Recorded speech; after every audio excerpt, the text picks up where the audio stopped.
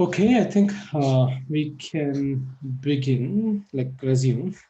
Okay, so before break, we looked at three different ways, like criterias to look for, like while deciding which is the best split, right? Like so entropy, Gini, and misclassification error. So now there's actually one disadvantage that we need to be aware of, okay? So these kind of node impurity measures usually tend to prefer splits that result in large number of partitions, okay? Each being small but pure. To give you an example, the customer ID feature, you remember, it will have a very high gain. Why? Because it is creating like these small splits, but they are all completely pure, right? So this is an inherent issue with all these different splitting mechanisms that we have seen. Okay, so how do I avoid this, right? Like, so how to avoid this issue? So can we use more than one split criteria? For an algorithm, like you typically choose one split criteria. It's a hyperparameter. Okay, so how to avoid this? So you would normally avoid this by using what is known as gain ratio. Gain ratio is basically the gain divided by split info. So this basically penalizes like algorithms, like it penalizes splits which has a lot of tiny splits. Okay, so the split info is defined as minus summation over I is equal to 1 to k ni over n log ni over n. Okay, so it just adjusts the info gain by the entropy of the partitioning. Okay, so what is gain ratio doing? So maybe let me just copy the gain ratio here for easy discussion. So why is it not? Something is wrong. Okay.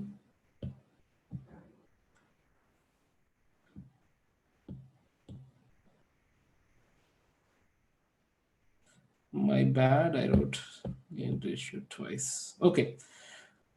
Now, so what is this doing? So split info is basically the high entropy, right? So what it's trying to do is like higher entropy partitioning, which is basically large number of small portions, right? It's actually penalized.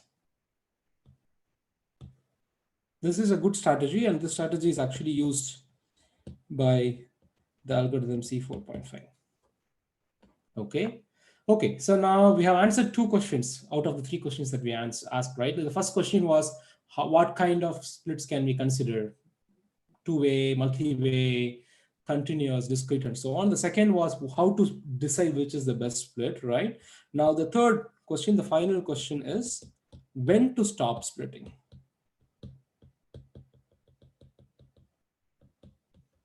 Okay, should I just continue splitting forever, like until I reach like a no data situation, or when to stop splitting? Okay, to understand when to stop splitting, here is one example task where the x-axis is the number of nodes in the tree and y-axis is the accuracy. Okay, you can see that obviously as you increase more number of nodes, the training accuracy is increasing, but the test accuracy is actually starting to decrease, right? Like, so after this point, the model is overfitting, right? So the observation here is as the number of nodes increases, okay, my decision tree actually overfits. Okay, so why is this happening? There are two reasons. One, as the tree grows deeper, okay, my model can actually start to overfit to the errors or noise. Okay, as you grow deeper and deeper, you're constructing a complex tree. It has more expressive, like more expressive nature, right? Like so it is going to start picking every possible noise in the data as the tree grows deeper. Okay, now there is another interesting reason. Even if there is no noise,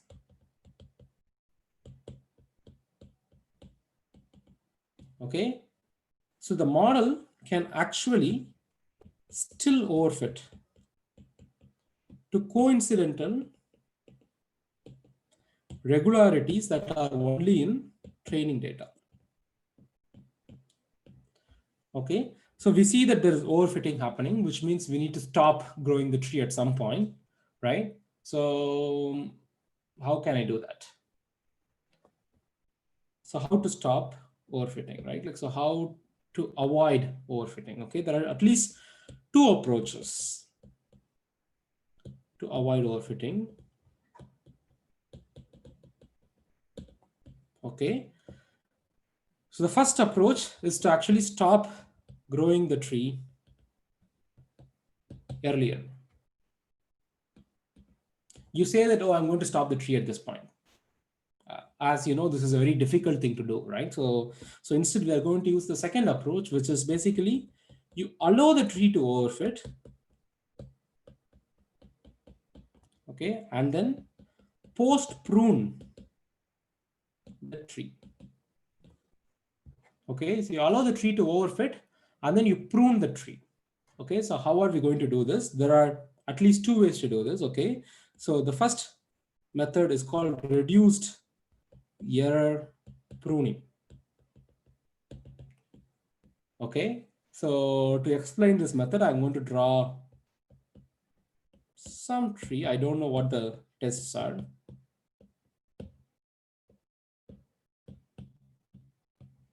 Okay, I don't know what the tests are. Okay, so it's an abstract tree. The final answer is yes, yes, no, yes, no, yes, no, yes, no. Okay, something like let's say I have a bunch of conditions, and then in the end, like I have these leaf nodes. Okay, so reduced error pruning basically says that you consider every node in this tree and try to cut the entire subtree. For example, what happens if I remove this node? If I remove this node, then I cut the tree here and just use the rest of the tree and see if my validation performance is increasing. If my validation performance is increasing, then I cut it.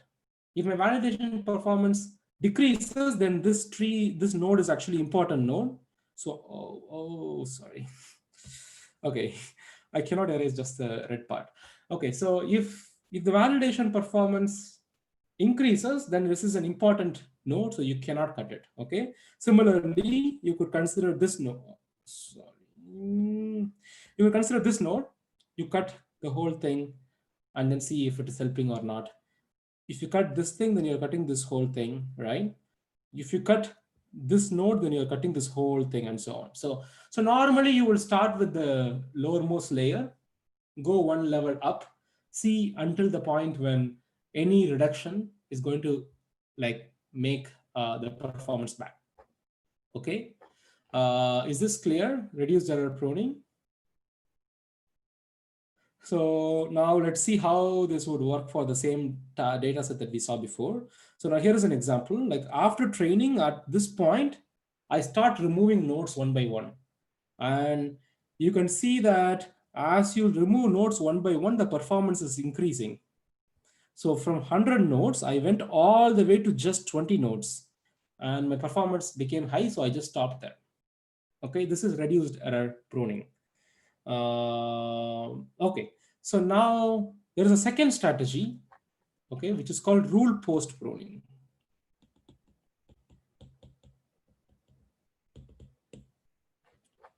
Okay, so now what is rule post pruning? The idea in rule post pruning is you have, let's say you have a test A, and then you have test B and C, and then you have test D and E, E and F. That's it, just for simplicity. Okay, so yes, no, yes, no, yes, no, Yes, no. Okay, I don't know what these tests are. I have a bunch of tests here. Okay, okay. So now rule post pruning is trying to resolve an issue that we had with the reducer pruning. See, if you remember, if I have to cut this particular green node, okay, then the whole subtree is cut, right? Like I cannot play with just removing this test and see what happens. That's a disadvantage of reducer pruning. On the other hand, like what we can do with rule post pruning is first we write down the corresponding rules for this tree. So the first rule is A, if A is true, then you go to B. If B is true, you go to D. And the answer is yes. Okay. The second rule is if A is true, you go to B. Okay. And then you go to D. Okay. But if the D is false, let's just call that as D dash, then you go to no. Okay. Similarly, A to B, if okay, I think I made some mistakes. C, D. Let's just call this as E, this is F, this is G. Okay. So now if B is negative, then you go to E. If E is true, you have to yes. A, B dash, E dash is true. No. Is that clear? So now you can actually write all the rules by going through every path in the tree. Okay. So once you have all these rules, now you can start pruning just this node and see if it is helping you in improving the performance, or just this node.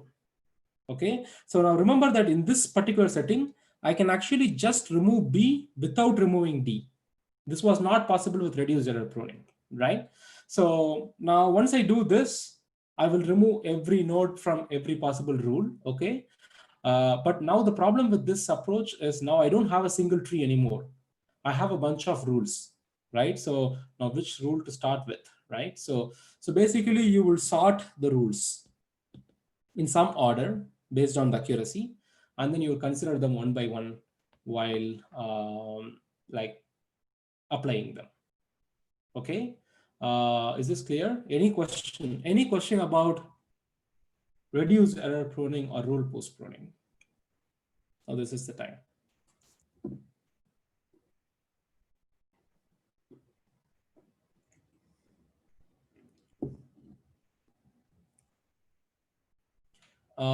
Any questions? Like you can raise your hand if you want. Okay, I think there is a question. You don't understand how B is removed, right? So okay, the advantage. Okay, Gay, like just give me 1 minute. So the advantage of rule post pruning is once you have this rule, now I can take out any test that I want. So I would take out A, B, just the B, and then say, oh, I'm going to convert this rule into A. If A is true, go to D. If D is true, yes. It is as if like I skipped B, right? I can do this here, but I can't do that in reduced error pruning. Okay, Gay, you can ask your question.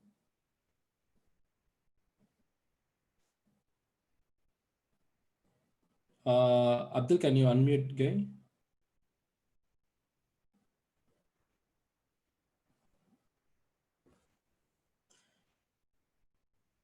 Okay, I will ask you to unmute. Hello, can you hear me now? Yeah. Yes, I have a question regarding the best way to reduce the overfitting. Uh, how can we compare the pre-pruning and the post-pruning? According to you, what is the best way to use to reduce the overfitting? Well, like as I started the discussion, it's actually easier to go with post pruning than pre pruning because like you don't know when to stop, right? Like it's a difficult question. So instead, you continue, you let the model overfit, and then do pruning. Okay, It's better. okay, thanks. Okay, okay. So now there are actually many advantages in the rule post pruning. Okay, so now the first advantage of rule post pruning is if you look at, okay, so if you just look at this particular B, right,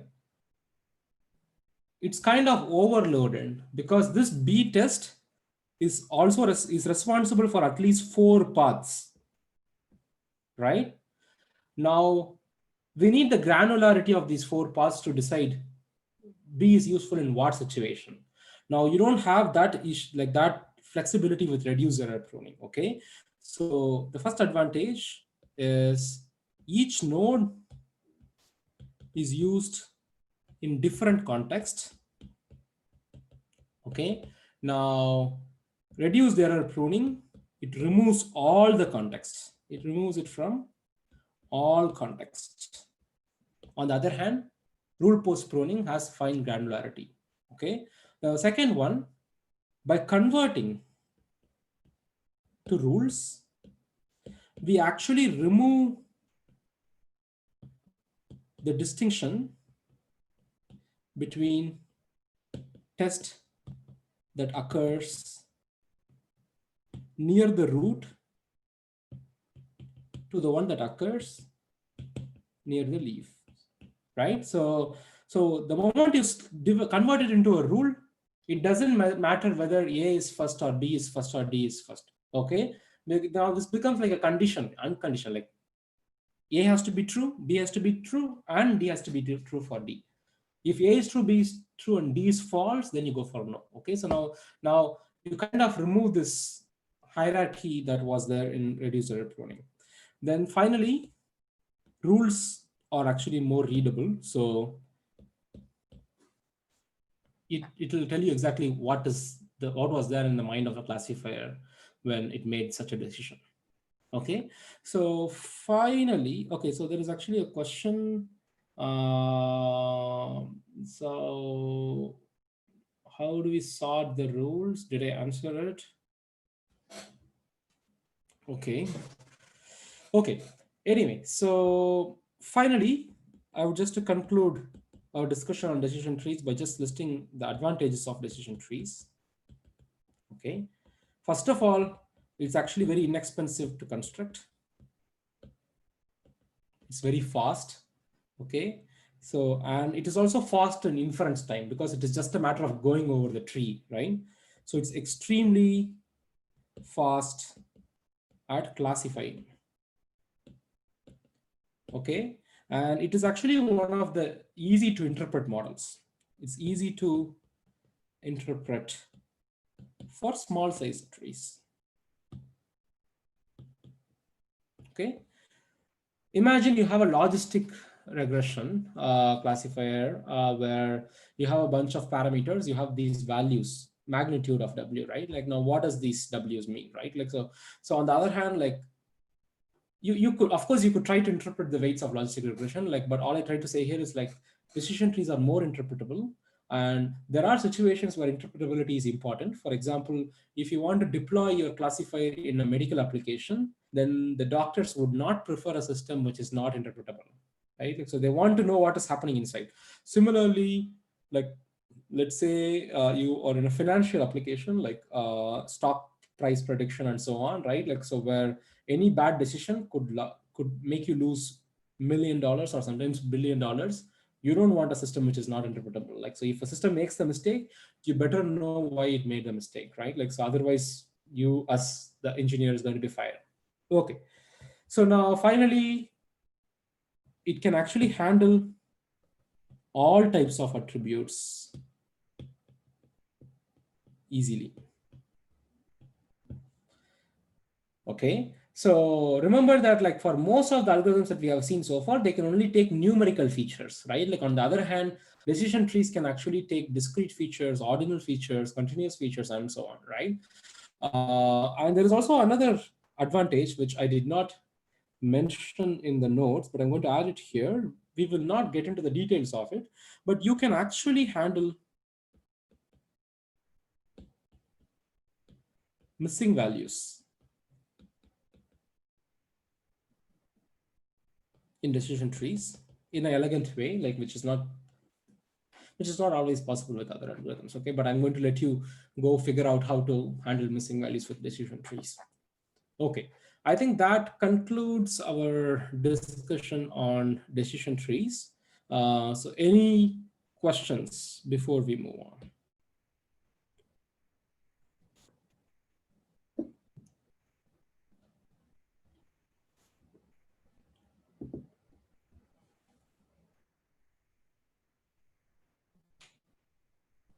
So for your algorithm, like for your assignment, like you will be using decision trees from sklearn.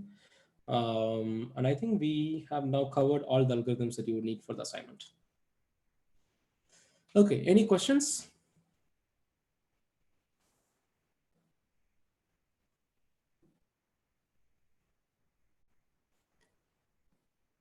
Okay, so I think I answered all the questions. Okay, so now let's actually move to a fresh topic. Okay, so we are going to, okay, so far we have introduced a bunch of classification algorithms and regression algorithms, right? Like, so now we are going to do, like, look at a strategy to improve the performance, which is the idea of ensemble methods.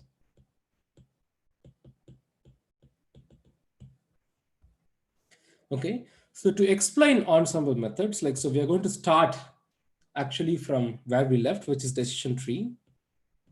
Okay, and try to come up with a different viewpoint for what decision tree is doing. Okay, so now here is a decision tree. Okay, so this is a two feature problem. I have x1 and x2. Okay, and you can see that. Okay, so now let's try to understand what is decision tree doing. Okay, so now in the root node, my decision tree is checking if x1 is greater than theta1. Okay, so if it is greater than theta1, then I go to this part, otherwise I go to this part, right? Now this actually divides the data at theta1. I'm going to divide the data into two parts based on theta1, okay? Now, then you go to the second test condition, which is x2 is less than or equal to theta2. So now x2 is less than or equal to theta2 is given by this, right? Now this divides the data further into A region and B region, right? Similarly, you go to this test. Now this test, I think is given by, okay, I have drawn a lot of things. Let me erase some of them. Okay, so now this test is corresponding to this. So it divides this part of the data into this part and this part. And then again, you have this test, which divides the data into this part and this part. Okay, so now what is happening here? So what is happening here is each test condition is actually splitting the data into multiple regions, right? So once you enter this A region, then you can ask that, like, it is as if like you have 5 classifiers here. Okay, so I have a classifier here, classifier here, classifier here, classifier here, and classifier here. Okay, it is as if you enter the A region, then that classifier is getting activated, and this classifier might tell you, okay, the answer is yes. Now this classifier might tell you, okay, the answer is no, answer is yes, answer is no, answer is yes, and so on. Okay, is that clear? Now I can actually generalize this decision tree, right? Instead of having a single value for classification here, imagine I go through the decision tree, and once they reach the A region, I could actually, instead of having this, I could actually have a logistic regression classifier. I could have any mini classifier here, right? Like, so I could go even wild and say, oh, okay, I'm using the decision tree to split the data. Once I come to A, I'm going to use a logistic regression here, which is just acting on that region.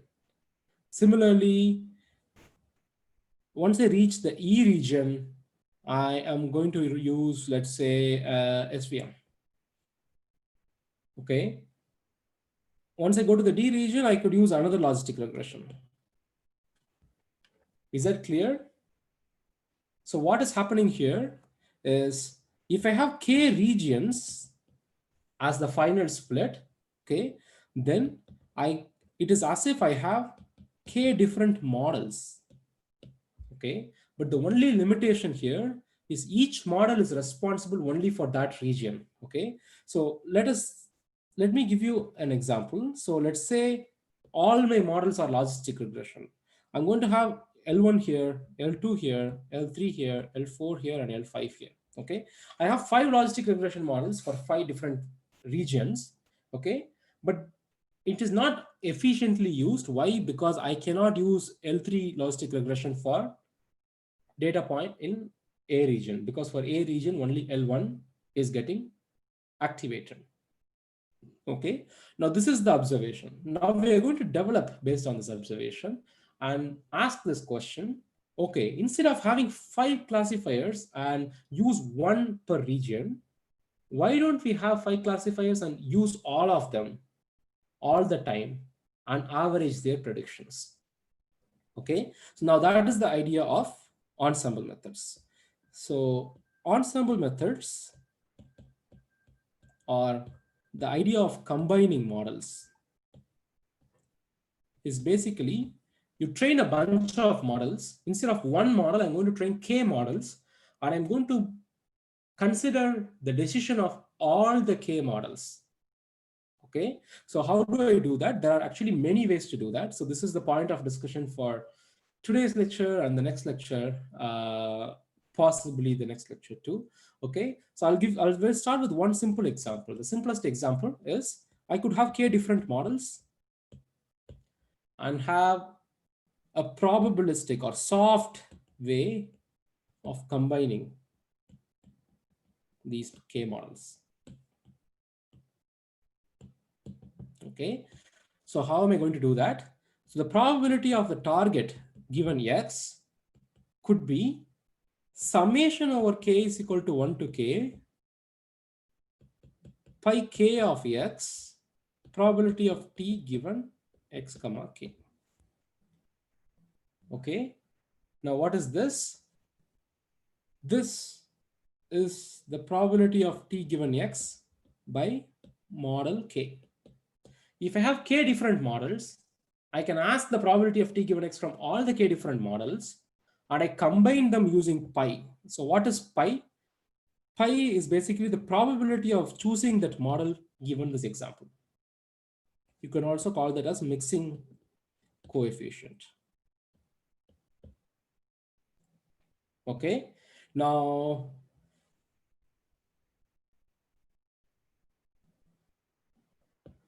this type of formulation where you have K different models and you're mixing the performance, like the predictions of these K different models, right? Like, so this has a name. This is called mixture of experts.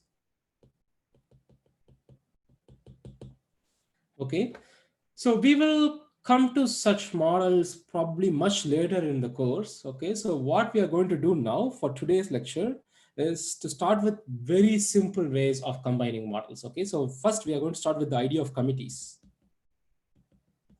Okay, so it's a very simple approach. The approach is you train 10 different models and you just take an average of their performance. Okay, so the approach is very simple. So average the predictions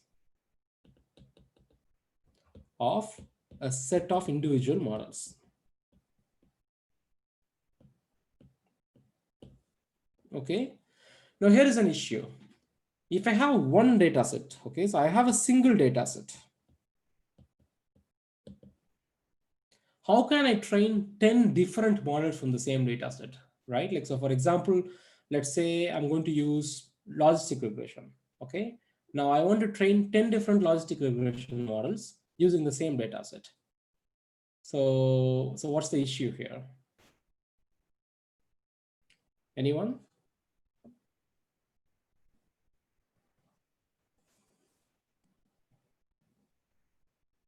So what is the issue in training 10 logistic regression models, but with the same data set?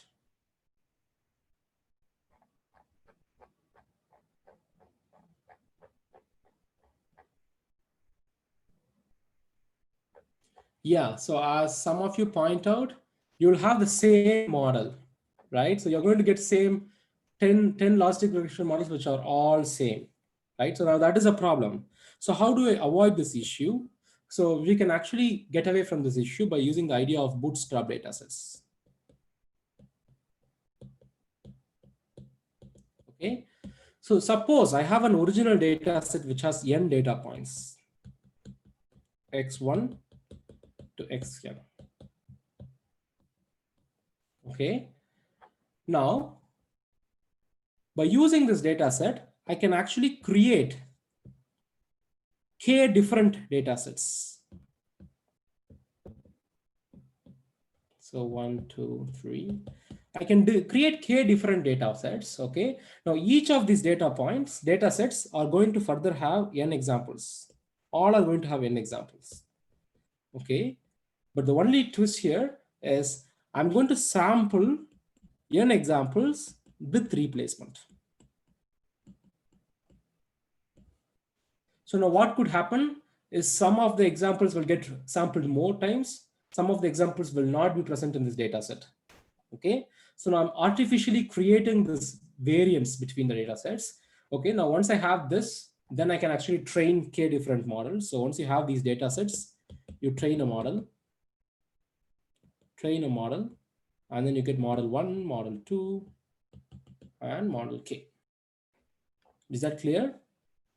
So is the idea of bootstrap data sets clear? So all you're doing is you take the data, you sample with replacement, same number of examples. So you're going to have, okay, so what does sample with replacement means? Like, so imagine you have, a box full of red balls and green balls. Okay. Now what's the probability of sampling red? It's 1 by 2, right? Like even for green. So let's say I do the first sample, I get a red ball out. Okay. Now what's the probability of sampling red again?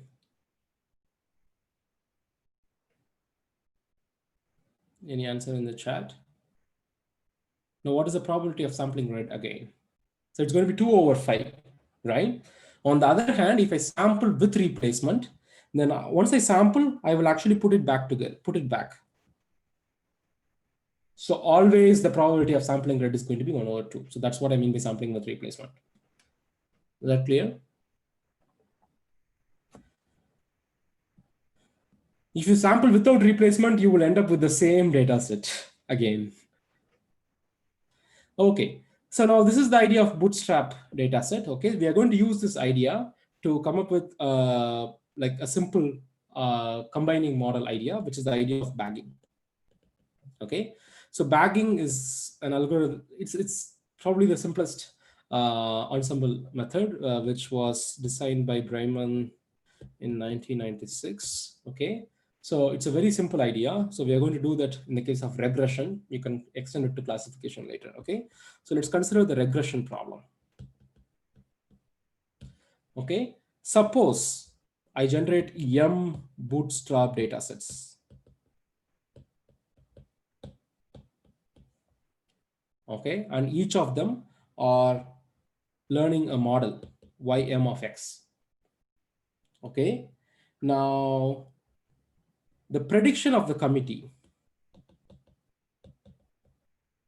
is given by just the average of all these m models, right? So y committee of x is given by 1 over m, summation over m is equal to 1 to m, ym of x. Is that clear? Now that's it. It's the simplest algorithm. Like you train m different regression models, you take an average of them. Okay. Now, why should this help? Right. So what's the gain in averaging over 5 models? Like why not just train one model? Any thoughts?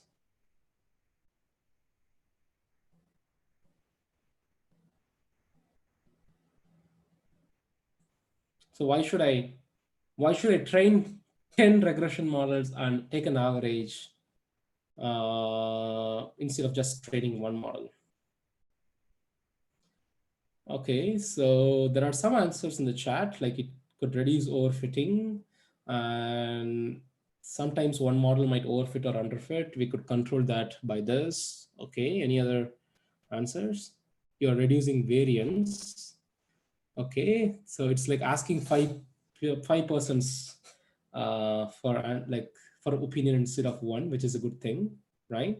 Okay, there are a lot of good answers. Okay, so now we are going to mathematically try to understand why this is useful. Okay, now suppose the true regression function, right? Like that we are the true regression function that we are trying to minimize, like that we are trying to predict, is h of x. Okay, now every model ym of x is going to have some error, right?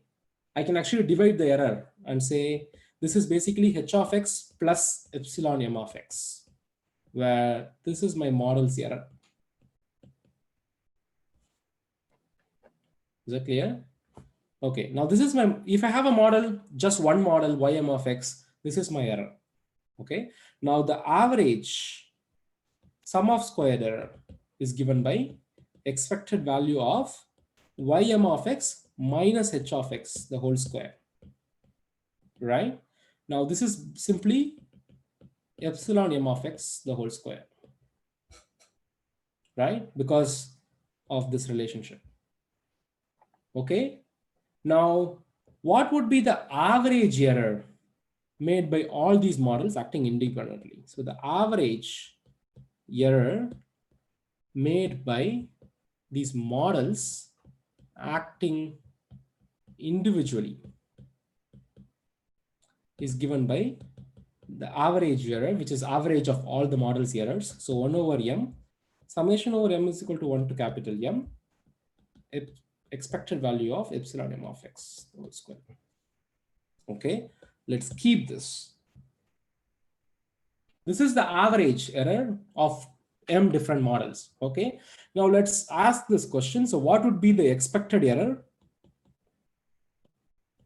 for my ensemble method, my bagging method? So what is the expected error for my bagging method? So it's given by ecom, where com stands for committee. Okay, so this is equal to expected value of the prediction minus h of x the whole square, right? So the prediction is given by 1 over m, summation over m is equal to 1 to m, ym of x. This is my bagging method, minus h of x, the whole square. Okay, now this is expectation. Okay, 1 over m, summation over m is equal to 1 to capital M. We know what is this, y of m minus h of x. That is exactly the error, right? So epsilon m of x, the whole square. Okay, now I can take the m outside. So this becomes 1 over m square, expected value of summation over m is equal to 1 to m, epsilon m of x, the whole square, right? I can actually expand this as 1 over m square. I'm going to expand this expectation as summation. Okay, so sorry, I'm not expanding the expectation. I'm just expanding the summation inside. So it becomes m is equal to 1 to m, summation n is equal to 1 to m, expected value of epsilon m of x, epsilon n of x.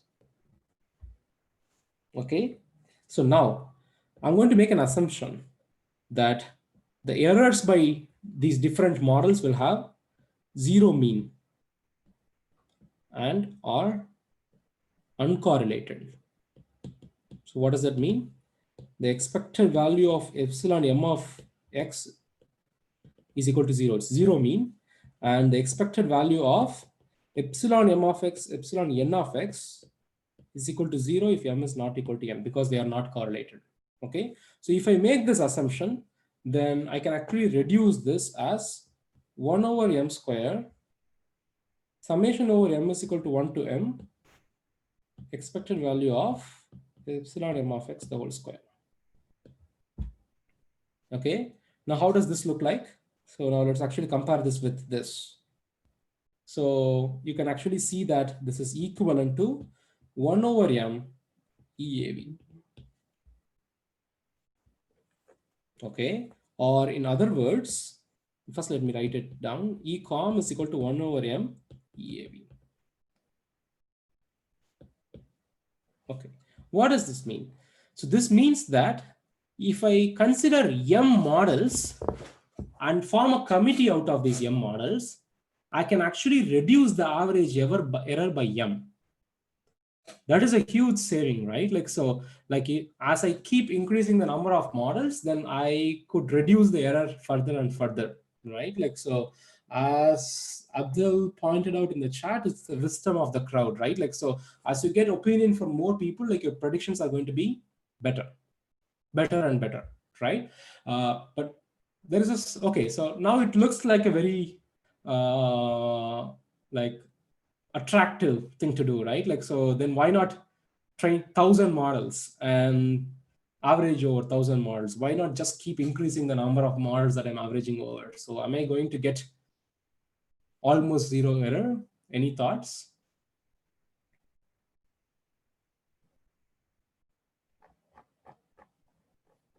Any thoughts? Okay, there is an issue of computational efficiency. Okay, is that the only issue?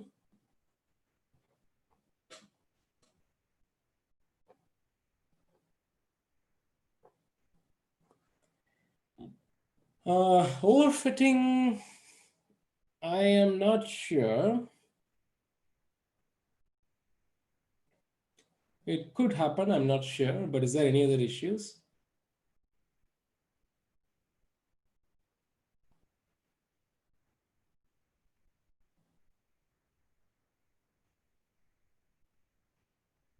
Okay, curse of dimensionality. How is that a curse of dimensionality? You're just averaging over a bunch of predictions.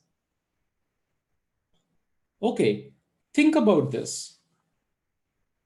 I made a huge assumption, very strong assumption in this whole derivation. So I made this assumption that the errors of the models are uncorrelated, right? But in reality, remember that you are training these models from the same data set. You are doing bootstrapping of the data sets to come up with some variance, right? But still it is the same data set. So the kind of mistakes that the models are going to do is almost same, right? So this is a best case scenario, okay? But in reality, the models are going to be highly correlated, okay? So which means that it might help for 5 models, 10 models, but you go more models, you're not going to see the benefit. So like, for example, like if this is the number of models and if this is the performance, okay, you will see some benefit. At some point, it's going to saturate. So there's no use in going further. Okay, so now this is one thing to remember. And also, now can someone, okay, so remember that any error is a combination of bias, variance, and irreducible error, right? So we are going to do a poll now. So I want you to think about what part of the error is bagging trying to reduce. Is it reducing the bias, A bias, or B variance, or C the irreducible error? Okay, so let's do a poll. Wow, today we are getting all 3 answered polls. Okay, so A bias, B variance, C irreducible error.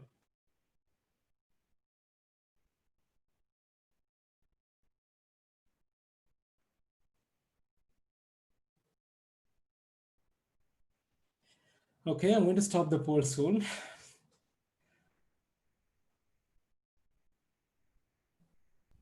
Okay. Well, option C was really a trick question, right? Like, so it's irreducible error. Like 4 of you think that you can reduce the irreducible error. So how do you reduce irreducible error, right? Like, so you cannot reduce this. That's why it's called irreducible error. So you can only reduce either the bias or the variance. And I think majority of the class agrees that it's actually the variance. Now, can someone probably answer in chat, why is it variance? Why not bias? I did not say anywhere in this proof that it's variance. Like, why do you all think it's variance? The answer is right, but why do you all think it's variance? Any answer? Yeah, good point. All the models have the same bias, right? Like unless you use different types of models, like if you use the same logistic regression, then all the models will have same bias. Okay, so it's mostly variance. Now a quick note. So the error of the committee is always going to be lesser than or equal to the average error of the model. Okay, so I'm not going to prove this. I will leave that as an exercise for you to prove. Like we did part of the proof already in the class. I will let you prove the rest. Okay. Um, okay. So now that we have seen the idea of bagging, let's actually go back to decision trees. Okay. Now, in the case of decision trees, you could actually bag a bunch of decision trees. Okay, so if you want to do bagging with decision trees, all you can do is come up with k different decision trees and bag them. So when I say bag, you're just taking the average. Okay, but if it is a classification problem, then you're taking a majority voting. Okay, so you have 10 decision trees. 6 of them think the answer is yes, 4 of them think the answer is no, then probably the answer is yes. Okay, now this is how the regular decision tree bagging would work. Okay, but normally bagging decision trees is not very effective. Okay, simply because the trees are going to be highly correlated. Okay, so same Brayman in 2001 came up with probably one of the most famous machine learning algorithms, which is the idea of random forests. Okay, so what is random forest? So random forest is some modifications to the bagging algorithm that we have already seen. Okay, so now what we are going to do is we are going to use k bootstrap replicates of data, okay, to train k different trees. If you just do it as such, it is going to be bagging, right? Now there is a small change here. So what we are going to do is at each node, okay, instead of considering all the variables for testing, we are going to pick m variables at random. Okay, use some m which is lesser than capital M. Okay, where capital M is the total number of features. Okay, now we are introducing randomness in the process. So instead of considering all the features, like all the variables, I'm going to consider only a subset of them. Okay, now using this subset, you determine the best test. You could use whatever you want, normalized, info gain, or any other thing, right? So now you do this recursively. So recurse until you reach maximum depth. Okay, there is no pruning in random forest. Okay, now this is the idea of random forest. It's a very small change to bagging decision trees. Like all you're doing is instead of considering all the variables in every node, you are just picking a random subset of them and then you do the test for them. Okay, now a couple of notes.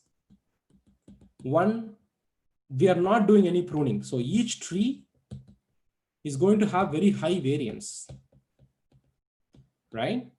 But the idea of ensembling these high variance trees actually reduces the variance. So this is like playing with bias and variance. Okay, so as you go higher and like as you go like deeper and deeper in the tree, the bias of the model reduces, variance increases. But then, okay, so maybe I'll try to illustrate this. I don't have this picture in the notes. So as the tree depth, this is depth of the tree. Okay, as the depth of the tree increases, okay, so your bias is going to increase in a normal, sorry, it's the wrong thing. So your variance, sorry, your bias is going to decrease for a normal decision tree and your variance is going to increase, right? Now that is the usual bias variance trade-off, right? Bagging actually helps you to play with this bias variance data. So like how this is for normal decision tree. Now, if you do random forest, okay, so now as the depth of the tree increases, okay, now the bias increases. So the bias decreases, okay, but the variance is not going to increase as normally it would increase because we are bagging and we are reducing the variance. So nor maybe like the variance would just be like this. Okay, so you can actually achieve low bias and low variance to some extent by using random forest, which is also one reason why they are extremely popular. Okay, so random forest are extremely competitive, and any problem that you want to work on, like if you can do random forest, that should be your first baseline. So even for the Kaggle competition that we will do very soon, like you should definitely consider random forest as a baseline because it's a very hard baseline to beat. Okay, so even in industrial setting, random forest is extremely popular. There are still a lot of solutions like in industrial settings which are just random forest. Okay, I took few extra minutes, but I really don't want to take this to the next class because there's only 2 minutes left. So let's just finish this. Like just for today, I'll leave you at 2:40. Okay, sorry. Okay, so there's actually an improvisation to random forest. Okay, if I wait till Monday, you will forget it. So it's called extremely randomized trees, or ERT. Okay, so this is by Gertz et al. 2006. Okay, so now this is very similar to random forest, except that we are going to do a small change. Okay, I'm not going to write the algorithm.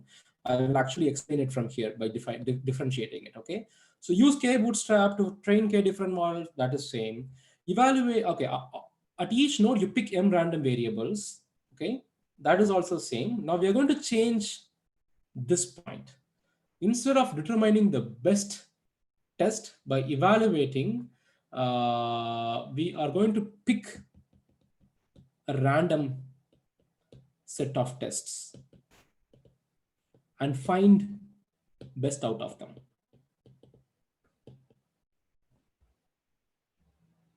Okay, is that clear? So this is the only difference between random forest and ERTs. In ERT is even more random. So you pick a random set of features. Now, instead of considering all possible tests, you also sample tests for this, and you're going to find the best out of that. Okay. Now, also the fourth step is a bit different.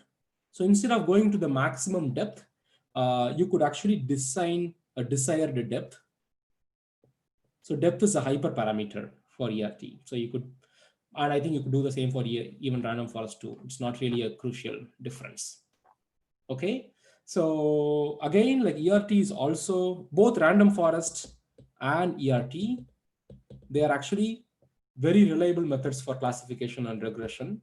Okay. And you could play with the randomness. Like you could play with the value of M. So smaller the value of M, more randomized the trees are. Is that clear? Okay, I think I will stop here. And we will actually see a different type of like ensemble method called boosting in the next lecture. So I will stop the recording. Is there any question, one or two questions before I stop the recording?